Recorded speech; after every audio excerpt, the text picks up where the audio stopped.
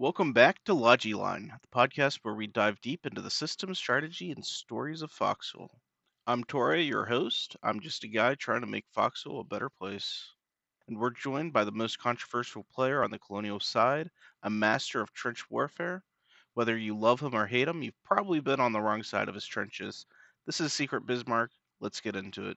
You're both loved and hated. The trench man. You're extremely well known for trenches and Other stuff. yeah, and other stuff, and we'll get into both of that. Let me hear a little bit about you. How did you get started into Foxhole? What drew you in? Well, I started all the way in War 83. I was actually originally awarded loyalist, but then I went for a vacation war, like one war on Collie side, and then I joined like 141, and since then I was a Collie. I actually for the longest time I was just frontlining and shit. Like I only started, started in doing trenches in War 100, but at Seed's base actually, like it was his base at the Early Fort where I first started like experimenting with the trench because like back then trenches were considered straight up griefing. Like unironically, you had like a portion of people who just thought trenches were griefing and would blow up your trenches as you build them. But that was mostly because like the trench theory was not as developed. Like the meta back then was just tier 2 spam, like tier 2 bunker spam. Like it was just spam, spam, spam. It worked up until war 1.0 war 96, but after that it was insufficient, mostly because of the changes to artillery. But basically, building is separated into tier 2 and tier 3 or Kong. Everybody loves Kong. Like I think the trenches are just way, way, way underutilized. Mostly because like you need ages to get Kong. Trenches you can get anywhere, and for actual pushing, like defense, it's not just for defense. It's actually for pushing. You can't push without proper defenses. And that's what I was mostly doing. Like I actually never built a concrete bunker in my life. If you asked me the cost to concrete a bunker piece, I would not know if it's like 10 or 15. Like honestly, I never built conk. I don't even build bunkers. I just trench and pills. Uh, Well, yeah. that and cores. I guess your cores are extremely well known too. So I'll get into that later. yeah, Yeah, absolutely, only absolutely. All in good time. bunker. All in good time. Was it like the ability to make trenches and foxholes? Is that actually what you got you into foxhole, or? No, actually, when I started, trenches used to absolutely suck ass. Like, for example, they did not have a husk. If a trench was blown, its husk, you would actually float on it. Like, it would be like normal ground, but the trench would like block shit. It was horrible. Nah, like, I got into Foxhole. I actually always like had an eye on it since I actually first saw it during the combat prototype and then forgot about it for a couple of years. And like in '83, there was like a big update, Entrenched. That was the name of the update. And yeah, then I joined. It was extremely fun game. Actually, like especially with the community. But is it the trenches now that's what's keeping you? Is that what's keeping you coming back to the game? Now, what's keeping me back in the game is actually like community, like in general, like my regiment, like general community. Trenches are just something I really enjoy because it's the way to make most like in general building is the way to make most impact as a single dude. Like outside of leading, major operations, one dude building will be worth like three dudes shooting. It's just the truth. But you got to know how to do. Other than that, like I think I'll get into it later, but I think with my building, I was like fixing some major gameplay flaws. Like I think, for example, I think naval is great. I think OG is good, especially with the new facilities. I mean, new facilities. Infantry combat, I love infantry combat, but the building has some major flaws that bleed into like all facets of the game. And what I was mostly doing was just trying to fix some of those flaws. I guess what were some of the flaws that you saw, and how did you come up with some fixes? Well, the biggest one, the rail course where you put a railway above a bunker core and protect it against artillery, right? Okay, right. That So you're that's talking about putting train track over top of the cores, yeah. Like I'm talking just slapping it and on the thing. yeah, previous to what it is now, the rails were almost indestructible. I mean, they could take quite a bit of beating from 120 Oh, or 150. they were actually easily destructible. They just had insane resistance specifically against artillery. So Right. those cores were actually easy to kill. You just had to actually get close to them. And that was one of the things making them balanced. Like if they weren't balanced, I wouldn't have used them. But I thought that just the fact that you could easily kill them with direct fire was what was balancing. One of the, I guess, major drawbacks of these rail cores, and I don't know how often you saw this, when you would have a rail core and you would have friendly rail over top of it, but it would get captured by the enemy, and then you would have a friendly rail structure over top of an enemy core, and if it's not Uh, flagged, then the rail is not going to take any damage. Did that ever? Oh, that actually had an ingenious like built-in solution. You see, rail cores were never one by ones. One by one cores are extremely fragile Mhm. because of the values. All the rail cores were three by ones, and I could have made more, but I settled on three by ones for balance. But essentially, the rail was going over the back two pieces. If it got destroyed and the rails didn't get destroyed, the back two pieces could not be rebuilt, and essentially enemy would have a one by one that was very, very vulnerable to artillery. So it wouldn't actually be captured. I kind of got sidetracked. The main thing that they were fixing is the bottleneck of essentially if you used anything else other than artillery, enemy could respawn. For example, if you spam tanks, enemy could field like same amount of tanks. If you fielded infantry, enemy could field infantry. Everything has some kind of counter, but Arctic would shoot your core, and by my calculations, three 150 guns would be the major cutoff that could not be out repaired. That meant that if you lacked protection for the core, whatever you built, like it does not matter. You could have like a concrete mega fortress. If your core was tier two, three 150 guns would kill it, and there was nothing one side could do it. Actually, since the nerf of the rail course, it's more true than ever. Like if you have three 150 guns or like two SBGs, you can win any front.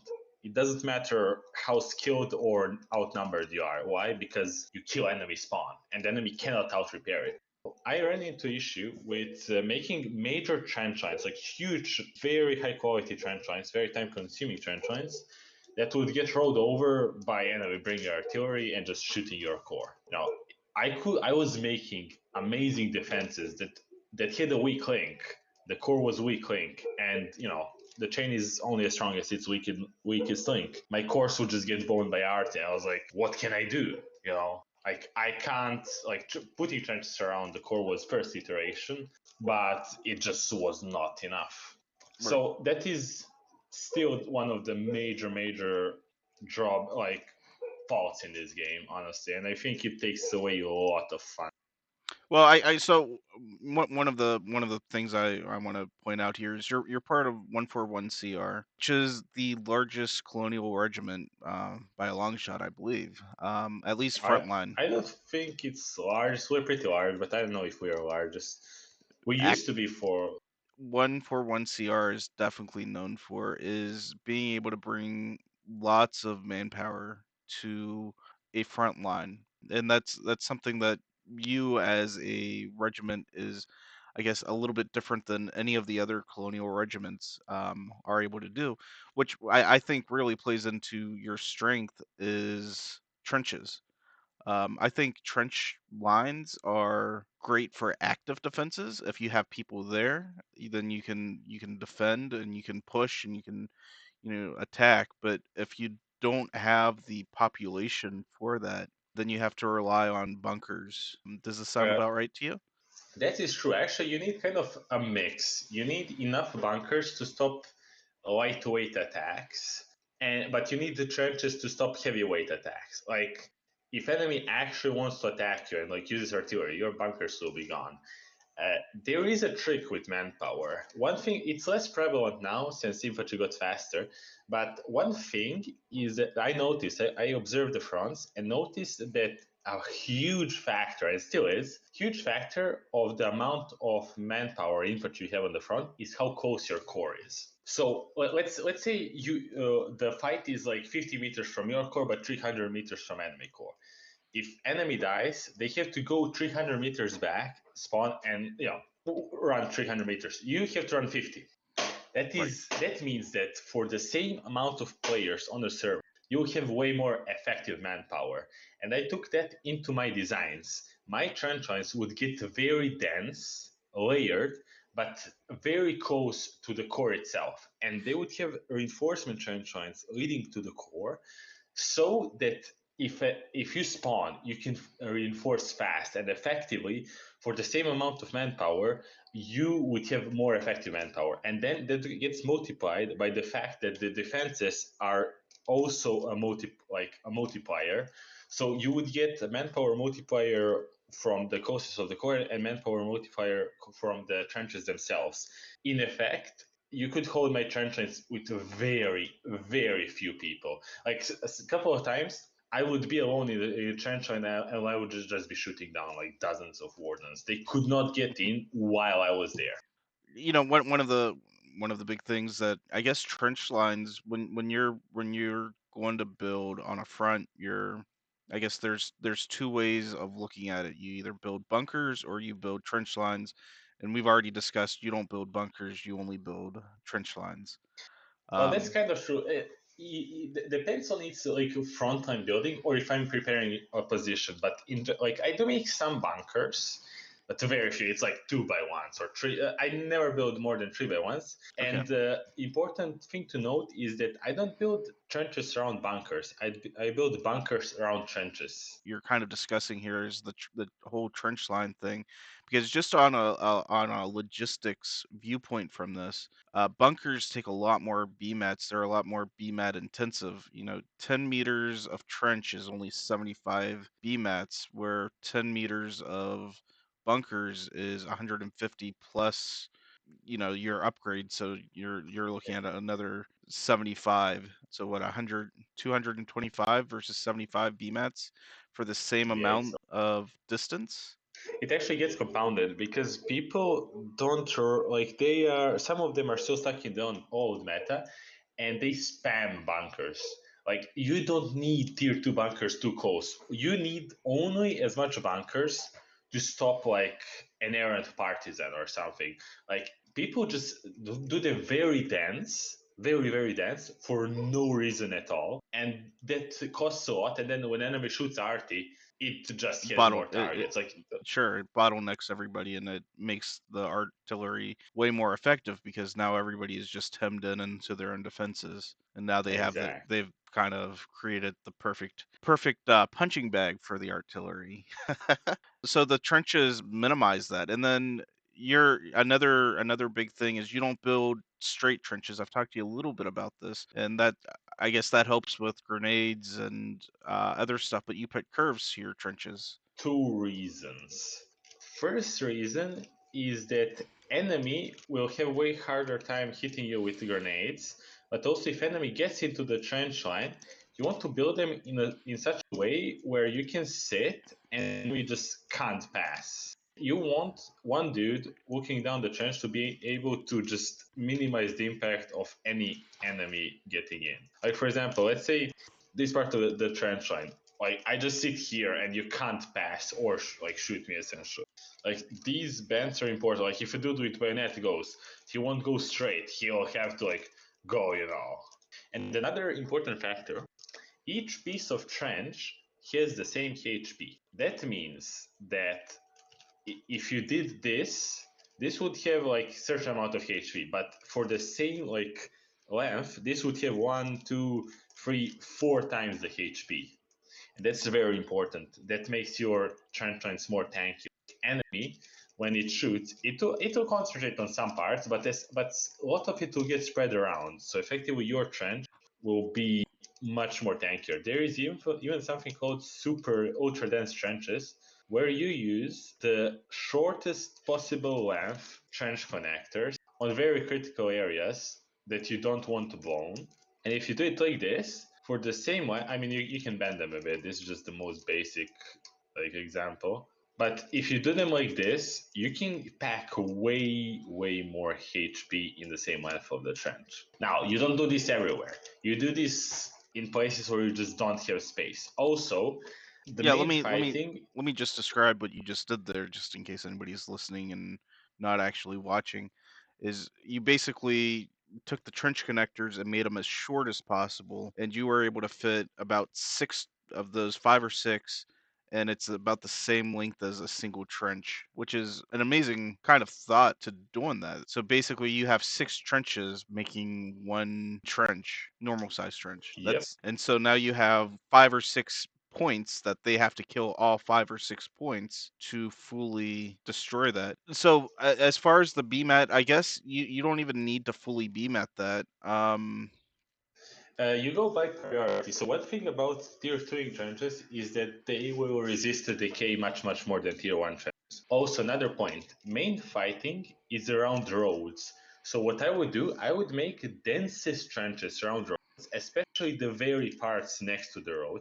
I would make the densest possible trenches there. And then the further away from the road you go, you reduce the density of trenches, and that way you optimize the amount of HP where it's needed.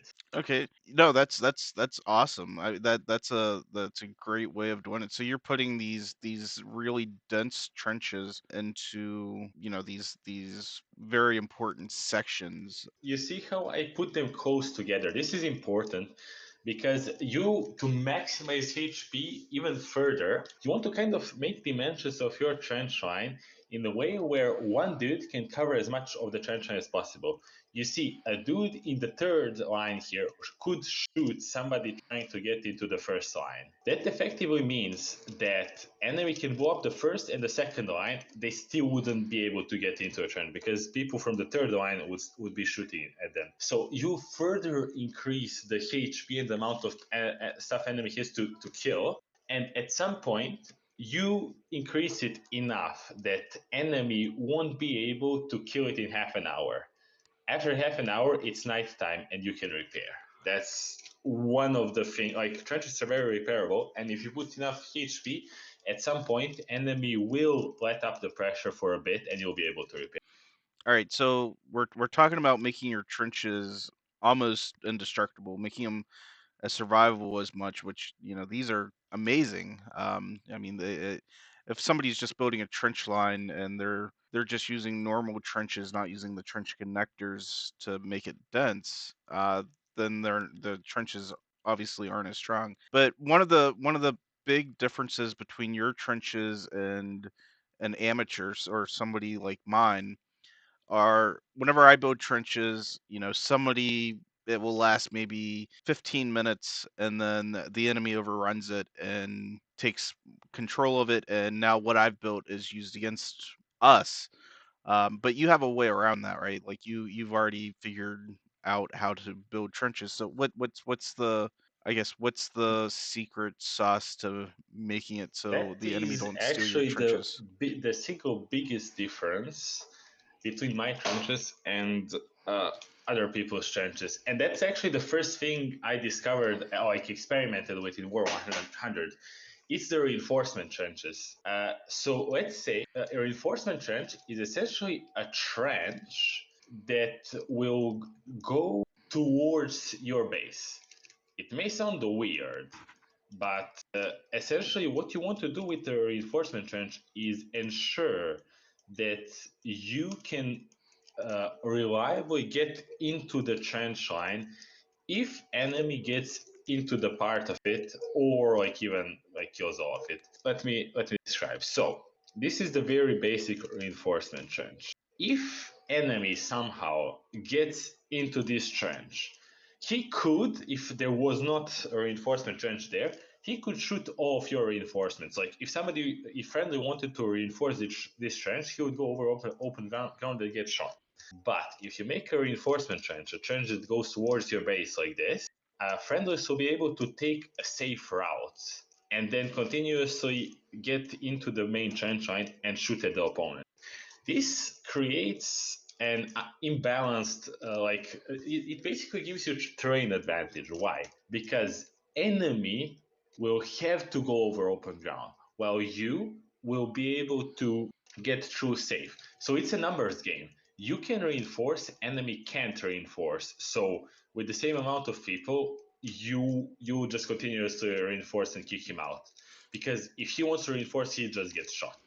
So having multiple straight paths into the trench line is what makes the trench better, I guess, right? Is Yeah, if you can't reinforce a trench, it's useless. Like, don't build a trench you can't reinforce. okay. So if But so, let me it ask you does.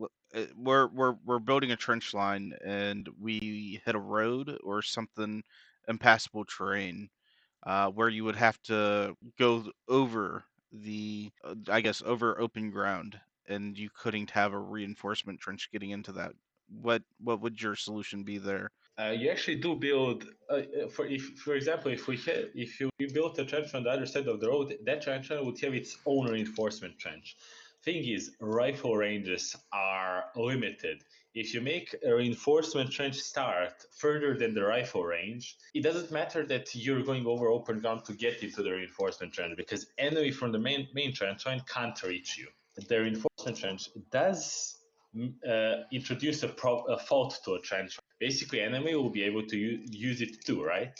Hmm. You deal with this by two ways. First, you want to limit the amount of reinforcement trenches. You don't want to make a trench line that's square. You want a main trench line that is horizontal, and then like one vertical trench per, like, I don't know, 50 meters. And further than that, another discovery was the one-way trench. It was you have one way and reverse one way. One way uses a ramp leading up to a sandbag connected directly to another trench. Reverse one way is the same thing, but you have a ramp and a barbed wire. What is a one-way trench? One-way trench basically lets you go from one side, you climb up the ramp and vault over the sandbag, but enemy cannot climb the sandbag. It essentially creates kind of a one-way passable trench where you can go to reinforce, but enemy cannot get into your reinforcement trench. And you can use this to kind of slice up a trench line and make it compartmentized. If they blow up one compartment and get in, they won't be able to get into any other compartments. And basically, when I do multi-line trenches, there is like a one-way trench between each line, and then one-way trench to reinforcement trench, and it makes it so that like if they get into the first line, they can't get into a second. If they get into the second, they can't get into the third. If they get into the third, they can't get into reinforcement trench. And in practice, it makes it so enemy has to basically blow up the whole thing or blow up your base. Like, they are not like taking you over your trench line. Okay, and you're making the point that you're able to survive outnumbered, which is an amazing. I guess you're just able to keep pumping numbers in, and even if you're under popped, you're going to be closer to the trench line, and you're going to be spawning faster. And you'll have safe passage to where an enemy will get shot. Right. So those are very, very interesting points. Now, when you build your reinforcement lines, you're building that.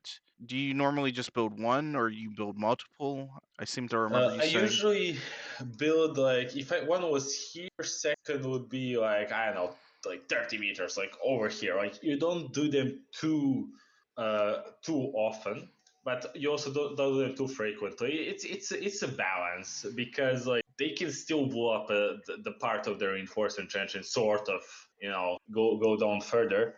And also, you need to make space for the reinforcement trench. It basically comes down to space management, because the whole thing about the trenches is usually like putting as much trenches in as little space as possible to maximize that reinforcement ability. Right.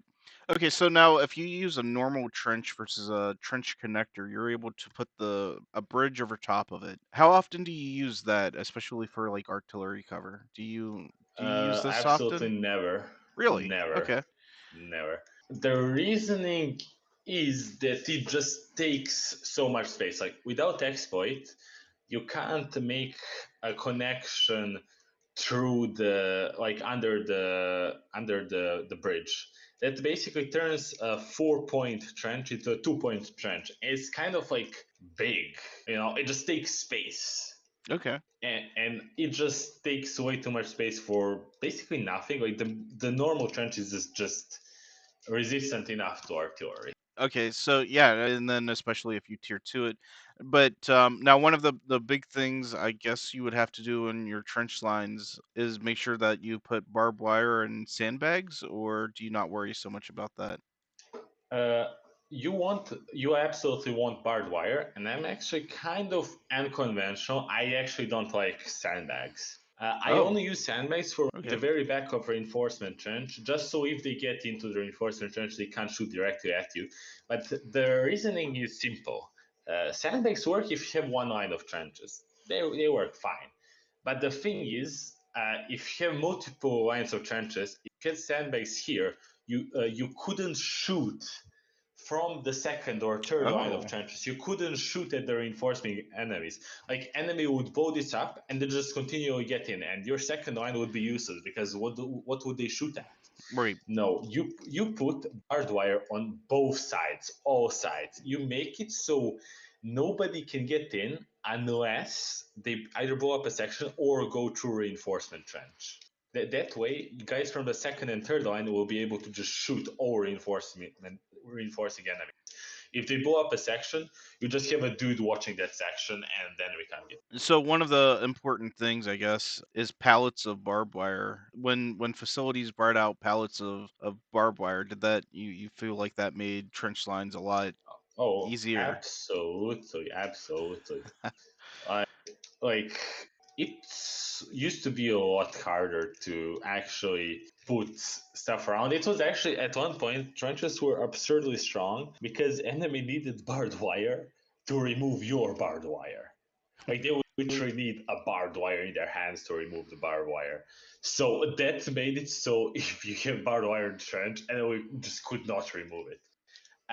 Another point of reinforcement trench actually is to deal with that because normally enemy comes up with 20 BMATs and removes your barbed wire and they can get in. But if you have a reinforcement trench to your base, trenches connected to the base cannot be modified by the enemy, so they can't remove barbed wire. That's important to know. Now, is there a maximum amount of connections before they can start modifying, or is it just, if there's 50 connection points, Oh, they I are haven't I haven't tested it, but if there is, that number would be 40, like for the tech. okay. Okay. So that's something you don't know, but that's also, I guess, maybe you make sure you put a bunker, and that's something that you talked about at the very beginning, is just putting down bunker cores every so often so that you don't have to run as far. And Yeah, that's not only that, like people severely underestimate the importance of bunker cores, not as supply points, but as spawn points. Because one of the meta things I did for my huge trench lines was actually put a multiple bunker cores and a connected trench line in front, fully connected trench line in front of them. The idea was if they somehow killed the one bunker core, people could spawn at the second bunker core and still get into the trench line, kick enemy out of the trench line, and survive until the bunker core could be rebuilt.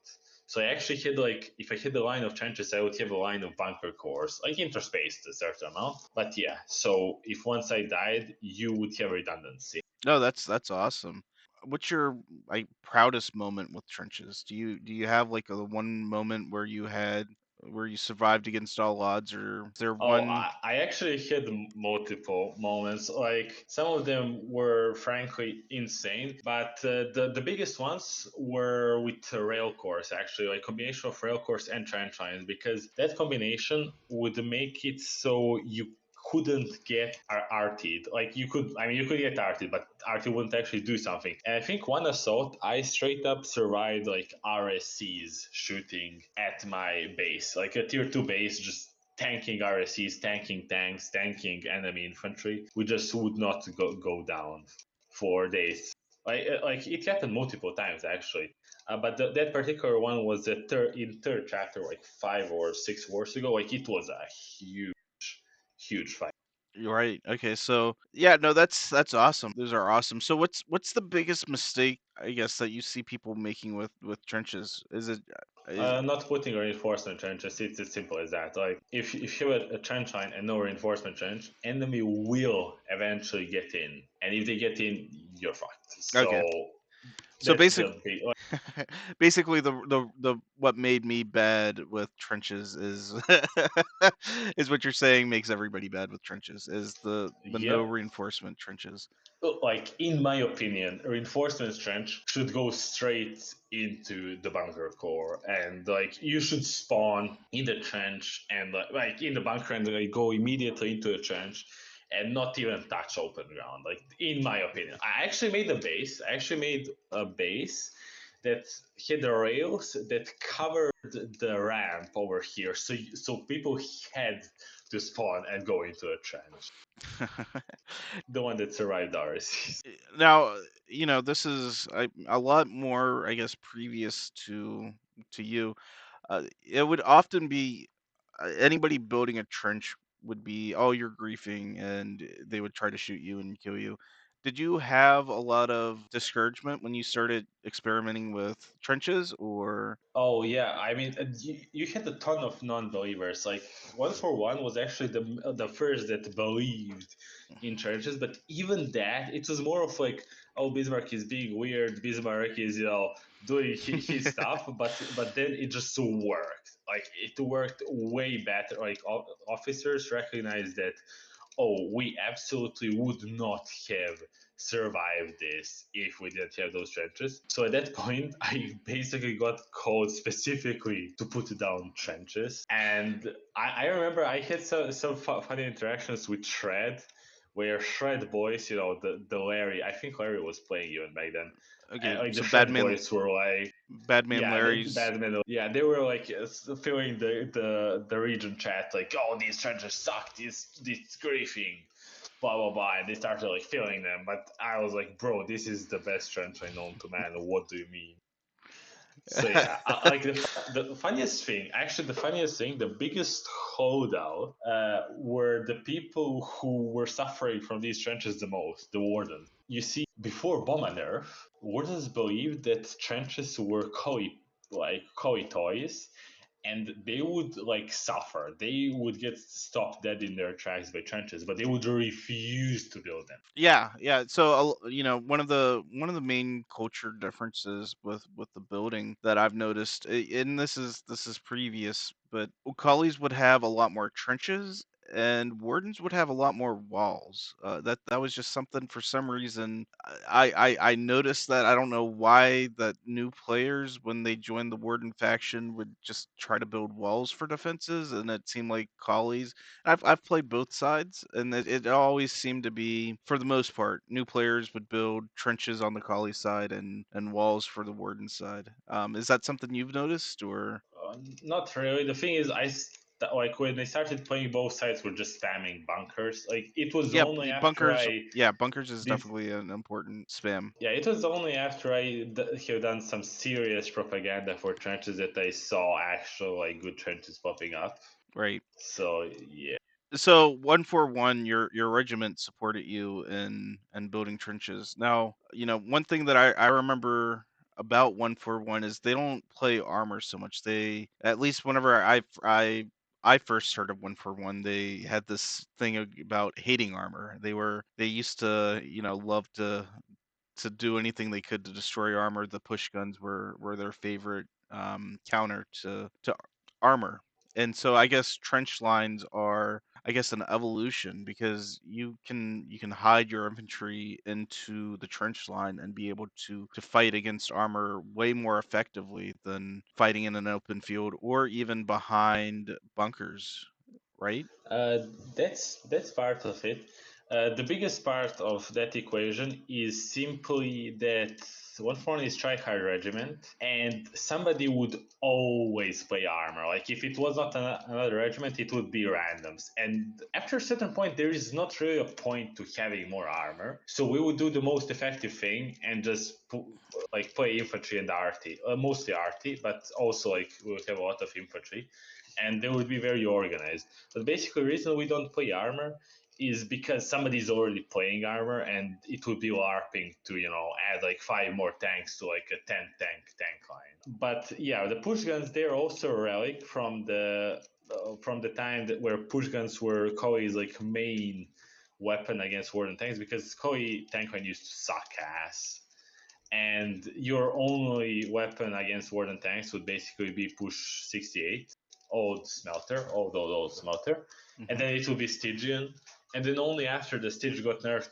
did Koi tanks actually become like usable. You know, being a more of a neutral player, whenever someone would bring a Stygian to a front line, it used to not scare me so much as a tanker, because I would just say, if we can all go all in against the Stygian, we win. But I guess the major drawback is people would see it's a big 94.5 push gun, and it would scare a lot of people.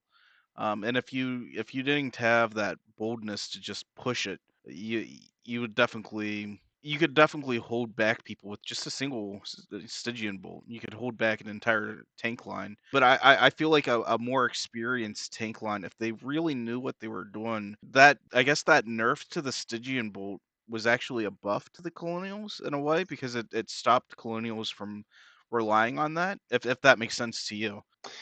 Old Stygian was an IQ check. Like it was literally an IQ check. If you knew its stats, you would know that if it was not aiming directly at you, you just had to like go with an auto a bit from the side and just decrew, and it would be done. Or if you had like 2 tanks, you go and one tank will get shot. If it doesn't pan, great. If it pans, well, you just pull back. Like it couldn't disable. You just pull back, and other tank after the stage shot, other tank would just decrew it with the over. The new stage is actually very like much more fun, both mechanically and how it fits the gameplay. But people don't know how to use it. Like they don't even know how to make the basic sandbag emplacement for. I think the new stage is actually kind of, I mean, not more powerful on average, but more powerful against higher level opponents. Let's say that. Yeah, and you know what? I think I can agree with that. Hey guys, quick interruption here. I hope you're enjoying the show so far. I've taken time to make a short video on how to make a one-way trench instead of trying to describe it in gear. Link is in the description. Now, you feel like this is something that the devs should allow to be done as a Normally, sandbox, just normally. But absolutely. obviously, it's not able to be done. Do you think that's just because it's not in their vision to do it? Like they don't want these one ways, or do you think that it's just I they don't think don't? it's in anyone's vision, because I was not actually the original like creator of the trick. 5 Cent Mike showed me how to put a ramp and a sandbag on the same place, and he used it as a tripod emplacement, because if you put a tripod on the ramp behind the sandbags, the tripod and its gunner will be invisible to the enemy. He used it like that, and I actually still use it like that in some trench lines, like as hard points for tripods. But I added the trench in front, and that by itself is not strong. It's only strong when you put it into a large trench line, because the main problem with trench line is that the bigger they are, the stronger they are. But the bigger they are, the easier it is to get into them by the enemy. And if enemy can just constantly get into your trench line, it's useless. So what I effectively did with the one-way trenches is I made trench lines be able to be order of magnitude bigger while still being hard to get into, and that completely like evolved them. But Okay, yeah, so it was just me taking a trick to its very limits. but this is, in your opinion, is this an exploit, or is this just unintended It's, gameplay? I mean, there are various kinds of exploits. There are exploits which are, in devs' words, sandbox, where you do something that is obvious and unintended by the devs, but fits into the game. And then there are exploits which straight up break the game. For example, bro, if you like took a light speed CV and went and behind enemy lines using fucking light speed CV, that's an exploit, but it breaks the game. If you put the one-way trench, that's an exploit, but doesn't really break the game. It enriches it. It kind of makes more tactics survivable. It makes more sophistication like possible. Yeah, so I It guess adds to it. a very similar analogy might be simultaneous placement with bunkers or corner cutting, where you I where you wouldn't put simultaneous placement in there. Honestly, I don't like it. It is because it exploits the server side.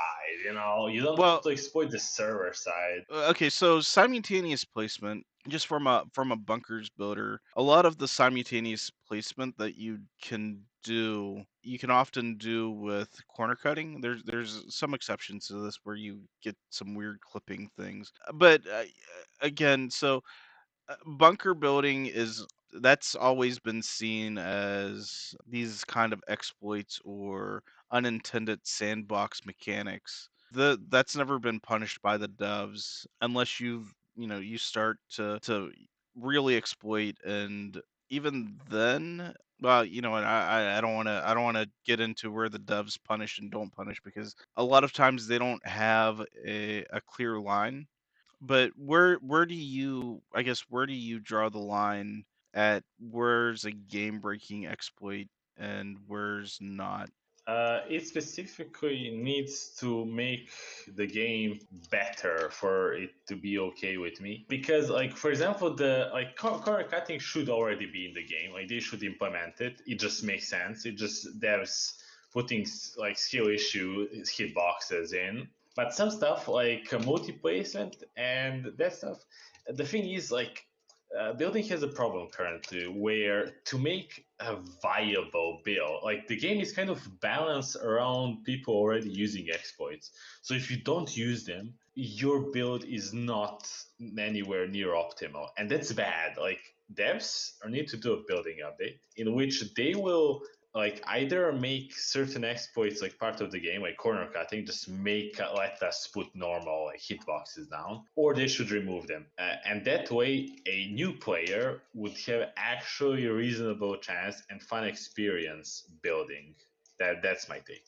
All right, well, let me go ahead and transition to something. And I really want to talk about this because it's part of what makes you so talked about, and you're such a talked about figure in the community for trenches, and especially for, well, you've got a bit of a reputation not just for being I good at that, but for exploiting. So I don't think you do exploits to gain an unfair advantage, but you have been known to raise platforms, or one of the biggest complaints, I guess, is your rail cores, where you would build these indestructible bunker pieces almost. You've definitely been accused of abusing bugs to gain an advantage. But what's your take on that? Like, I mean, I don't know how many people know since it was a while ago when that started. But I actually made a series of Reddit posts actually explaining, like literally doing a game theory, explaining how and why it's needed. Like I talked to you about the problem with cores. Like currently, fighting doesn't really matter. The guy who brings RT wins simply because your core is your weak point. And in way more detail across several posts, I actually made those like game theory, like I guess not papers, but like they were basically scientific papers at that point. okay, so Uh, I've seen two types of posts from you. I've seen see, I'm a Reddit enthusiast myself, so I definitely recognize you on Reddit.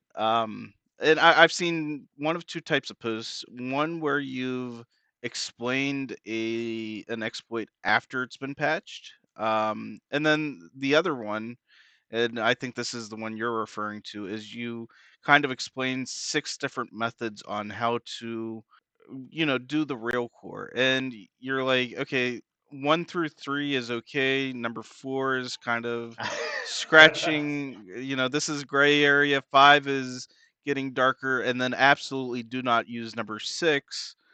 Like, and you were like, I remember I, that I, post. I would not use number 6. You drew the line and you were like, this is bad. Don't ever do this.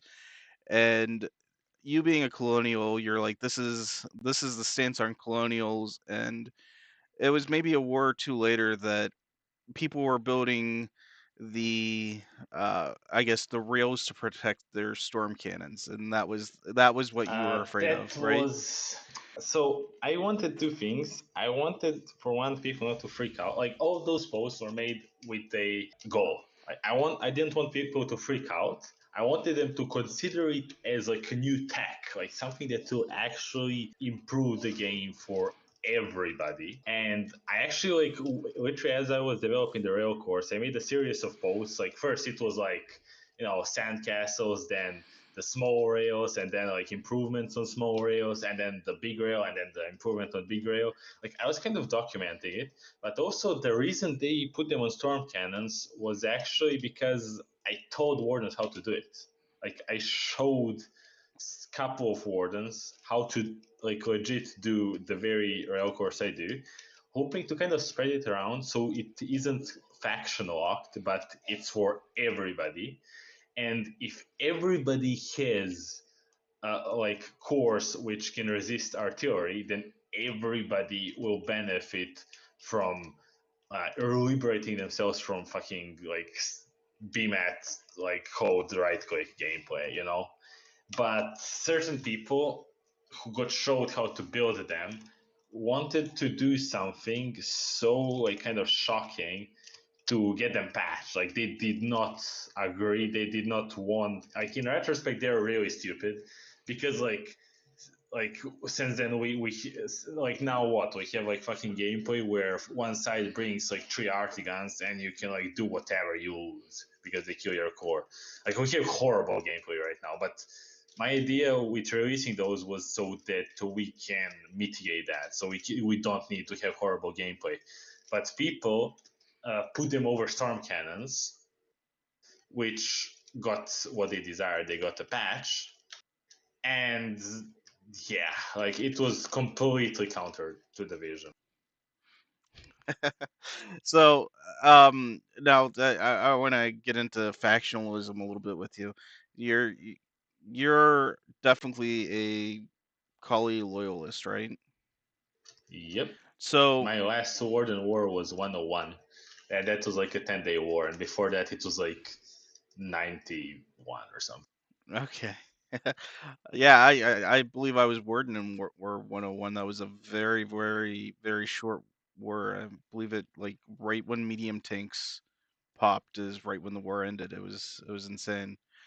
But getting into factionalism, is there when you know of an exploit or maybe like these unintended sandbox mechanics like one-way trenches, do you think that the knowledge on one side having that information is wrong or a bit sticky? I know you definitely have a bad taste in your mouth when a group used used these rail cores in a way that got them patched or got them heavily looked at. They used them in ways that you really warned that, hey, this is crossing the line when you're using the rails in this way. The thing is, you kind of can't control what other people do. Like me personally, everything I would actually use, like I discovered that I would actually use, I spread the knowledge how to do it. Like the one-way trenches, you see them on the warden side. Why? Because like I showed the dude how to do it. The rails above shit, you saw them on the warden side because I showed people how to do it. Like certain other things, I think there was it was not like very much outcry, but there was a couple of like push guns in bunkers and shit, like, and other stuff that I did show like worders straight up how to do.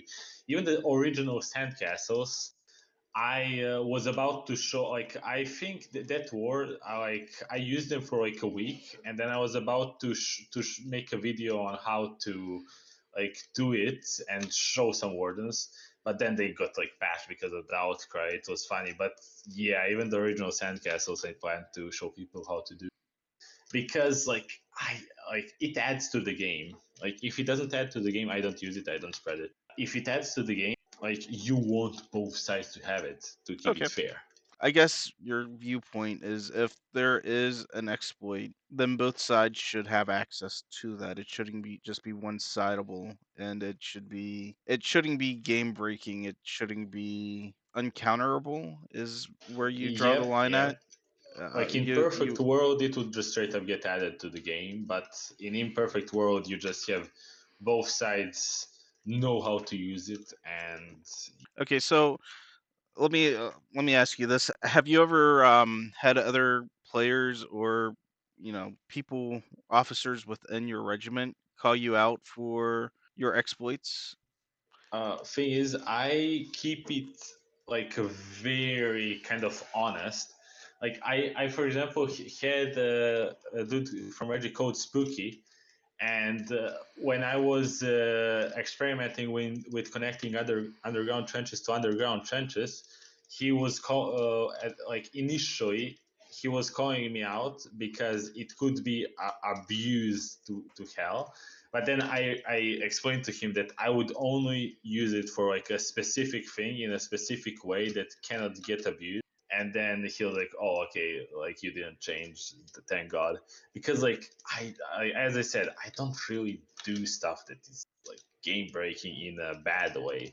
So like if anything would get kind of out there, I just don't do it. Or like I do it once somewhere where it has absolutely no effect, just to show it's possible, and then like don't then tell people how to do it, like how to replicate it.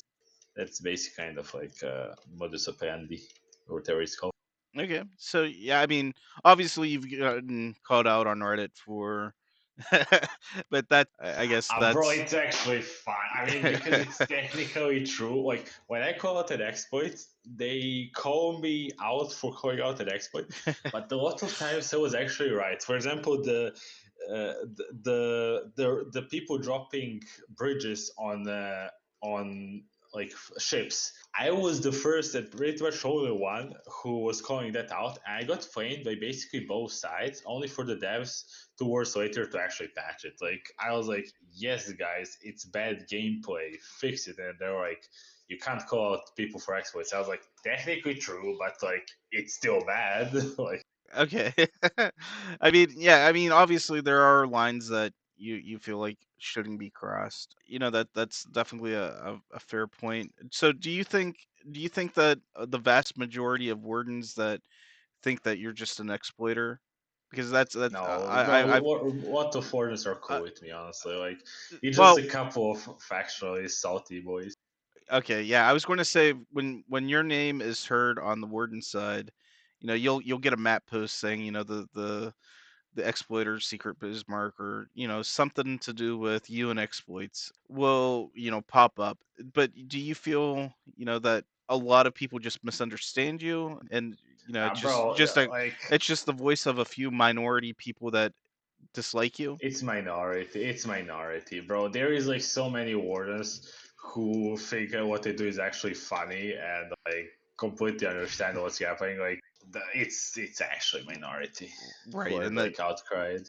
it's obviously uh I don't want to call it the majority of people. I really think the majority of people don't actually know who you are. They just know of your reputation, and that's kind of why I say the vast majority, where it's just mainly a few people that dislike you, and then I guess the amount of people that actually know who you are and what you're doing are okay with what you do and how you do it. I mean, it's like your classic, people who actually played the game like a long ass time kind of saw shit happen and go, and like they no longer take it. I mean, they're no longer like as factionalist. They like get both sides, if that makes sense. Hmm. It's mostly the newer dudes who will be like, "Yeah, this guy did that. Collins did that. Wardens did that." Like, bro, people who actually play for like a long time, uh, like me, they just understand that it's basically dev's fault for not touching building for fucking like 3 4 years now. So if there were some changes that you could make, what changes would you make to the building? The very first thing I would do was make some sort of archer resistant tier 2 core. It would completely revolutionize how the combat is done because no longer would half your pop be constrained to repairing. No longer would your course be constrained to 300-meter like difference. You would have spawns closer. You would have more people fighting. Fights would get much better. Pushing would get much better because you wouldn't actually get rolled back each night. You would actually be able to assault conk and win through skill instead of pop and persistence. Okay, Like so let me ask you. I guess one way to do that would be to make shrapnel shells for artillery or gas shells for artillery. Would those be ways that would benefit bunker building? I no, mean, no, no, so like, no. I or mean, do you think that would make it there is a worse? uh, the gas shells for Arctic can work if chemical warfare ever got uh, really worked, but it's just addition to the game. I'm talking about core gameplay changes. What I would, for example, like to see is upgrade for tier two core specifically. That like for let's say like steel beams or something that would actually let you have it much more archer resistant, like specifically archer resistant. There is specific resistance that only affects artists, so by a direct fire you would still die, but arty would be like you could deal with it.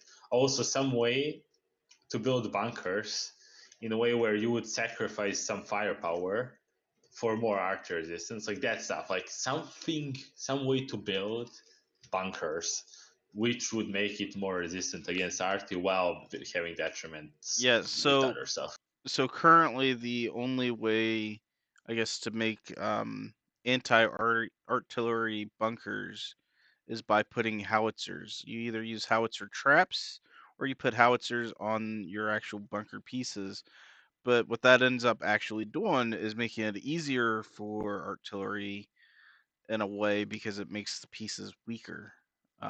Which is Nah, nah, nah. Like it's the only thing that counters artillery.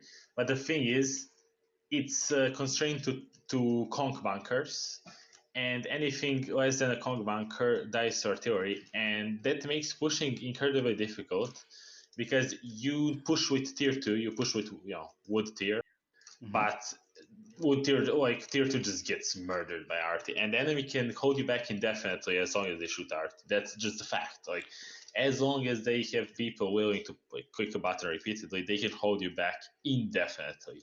So Conk is the only thing that matters because tier 2 is so weak. If enemy can just indefinitely reset your course and make you unable to like push, build your gains effect. Okay, so once artillery unlocks, then you just feel like the bunkers are just too weak at tier one to even stand. But especially, even if you can get them to tier two, damage resistance is not enough until you get to concrete. So you're needing concrete level defenses. Would you be okay with having times to being able to get to concrete cores? Would that be a Uh, I so think I mean instead of that teching to that would help, but not solve, because the thing is, there is tech-wise a way bigger problem is lack of AI. So for those who don't know, when you build a bunker for first like 10ish minutes, you have no AI. After that, you have provisional garrison, which will make defenses actually work, automated defenses actually work, but only if you have 10 people set spawn. What happens is that often you don't have, like if you're building up, you don't have 10 people set spawn, and for like a day until you actually get a permanent AI, enemy can just waltz in and kill your core. Like straight up, like no resistance, they can just kill it. Even after, like as I said, Arty has such an easy job of killing tier 2 cores. The main problem with Conk is not tech time to Conk. It's the fact that it's so easy to like dehusk your cores, and you actually it's not the length of being too long, but the length constantly getting reset. okay, so you're okay with the cores dying to artillery, where you don't like the cores being able to be dehusked by artillery. No, no, So even dying. No, no, even dying is just should not happen. Like, shouldn't happen. But yeah, I guess it's maybe PvP game. maybe It's a PvP game, and what you get is just people not even within like vision distance, just killing your entire push, regardless of much manpower, how much skill you have, simply because your core cannot survive. It kills game. It kills gameplay. It simply kills gameplay. It's anti-fun mechanic, anti-gameplay mechanic. It destroys the game. you think there either needs to be a nerf to artillery, but you don't even want to nerf artillery. You just want to make building stronger. Now, I don't want to make the whole building stronger. I want specifically one thing I want is specifically the core needs to be archer resistant. Like you should be able to kill all the enemy like automated defenses with artillery. That's fine, but you should not be able to kill the spawn point with artillery. And also the provisional garrison should not happen. Like as soon as you build the core, I think you should get permanent AI without a requirement of people setting there, so people could actually build cores and not have to babysit them. Yeah, you know what? I think I could see some kind of changes happening with that. I don't necessarily disagree with those. So getting off the artillery, which is definitely, that's where you see the game being broken right now, right? Like that's The what biggest offender, the biggest absolute biggest offender. offender. Yeah. And now is that like by a mile, or is there anything like that's By a pretty close? mile, bro. Like Okay. building permeates every single facet of the game. Like I don't know if you ever fought around railcores, but it was whole different, like whole different like level of gameplay because you couldn't have your core killed with artillery. Enemy actually had to get through your defenses, and you could actually effectively man your defenses. It was the pure high player count PvP way to war, which is currently basically unheard of. Like what you have currently, just people spawning from 300 meters away and like skirmishing in the middle until one side gets out popped and just dies. Okay, so what's your favorite role outside of trenching? Like what do you enjoy doing if you're not building Infantry. trenches? Just Before I got known for building trenches, I was known as pretty good infantry. I guess So that that's why you enjoy trench, because that just yeah. enhances your infantry Yeah, play. yeah. I never tank. Like closest I get to tanking is push gun gameplay, but even that I consider infantry, like extended infantry gameplay. Now, as much of a spokesperson as you are with the trenches, do you still feel like they are slept on by both the collies and the wardens, or just by the wardens or by the collies? I mean, I do think they're slept on, definitely. But I also think that, like, without the ability to not die to artillery, I think any kind of tier two defense is just insufficient. Like recently, I was on a break, but I mean, I still am on a break. But I don't really build anymore until they fix something because it just doesn't matter. Like you will build the most perfect, strongest trench design, like masterwork of trench works, but you just get pushed back with three arty guns and like zero skill gameplay with by spamming fucking right click. So yeah, it's building is in bad state. If they are slept on, like they could bring more use than they currently are by a wide margin, but they aren't the ultimate cure. And we did talk about this, but do you feel like you are the most hated colonial? And if not you, who do you think is? I do not think I'm most hated colonial. I don't know recently, but like I guess Kane is not technically colonial. He's more of a newt. I don't know that wardens really hate anybody Let particularly. me I don't mean hate as in I mean like hate. Notorious. Notorious, yeah, as in, man, when I see this guy on the battlefield, I don't want to see this guy on the battlefield. I think the most notorious player in the entire game is Kiwi. And so like I think that dude is most notorious. Yes, he's forced onto himself. Whether he's playing Warden or Call it's actually crazy what that guy does. So yeah, the most notorious player, K1v1. Oh, Kiwi. Okay. Yeah, I thought you named him. Yeah, so Kiwi is definitely a very scary guy. He's able to pull out a bunch of people and get them to blow stuff up. But like you said, he's more of a neutral player, I feel. yeah, yeah. But as far as I'm aware, the most notorious colonial, I would have to say it would be you. As far as map posts that I've seen on the warden side, I mean, if it's uh, faction it, specific, then yeah. But if it's in general, no, I then it's don't, I don't, Kiwi. I don't think I don't think people actually hate you. I don't think, Yeah, yeah. yeah, but I think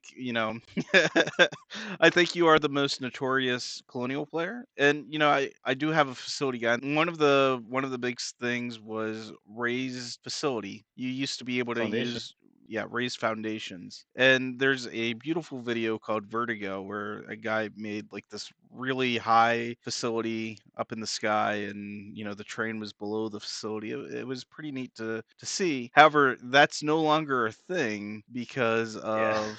because of you specifically. uh, Bro, there is lots of things that are not a thing because of me specifically that people don't even know about. So yeah, that's one of them. So I do know that there are facility guys that you have made their life so hard, or and I often hear the curses of Secret Bismark by these facility guys, and I just wanted to know what your thoughts on that was. I mean, all of that came from I knew that it had the potential to kind of stuff for facility dudes, but the sandcastles were original arty resistant cores, and I thought it was just too beneficial to pass up. So like, sorry, but I wanted to make overall gameplay better by doing it. So yeah. Do you think somebody else would have done it if you didn't do it? Arch resistant cores, no. To that extent, no. So, regardless how people feel, there's no denying that you've changed how people think about trenches, or your rail cores. For better or for worse, your playstyle has forced people to adapt, and that itself has changed the course of multiple wars and Foxhole itself. Before we wrap up, is there any tips, or tricks to the trench game that you would recommend? Like, Tips do you have? it's gonna be more of a general thing, but people need, like, not just in trenching, but in general, people need to learn how to learn. Like, you need to be open to criticism from the others. Like, I had frequent exchanges with people having their own views on trenching and other stuff, but just in general, just be ready and willing to take time, like actually take time to observe what is happening, and to not think of what you have as the best version of what it could be, but something that can always be improved on. Like, I still think that there is stuff that can be improved on in the trench game, in like any sort of Foxhole gameplay. People just need to take their time, observe, and take kind of feedback to heart. All right, guys, that was Secret Bismarck showing us how trenches can be art, science, or just plain broken. Thanks for listening to Logi Line, the podcast where Foxhole's best players share what really happens beyond the front. If you enjoyed this episode, consider leaving a like, comment, and just share it with your regiment. You can find more episodes here on YouTube, and until next time, hold the line.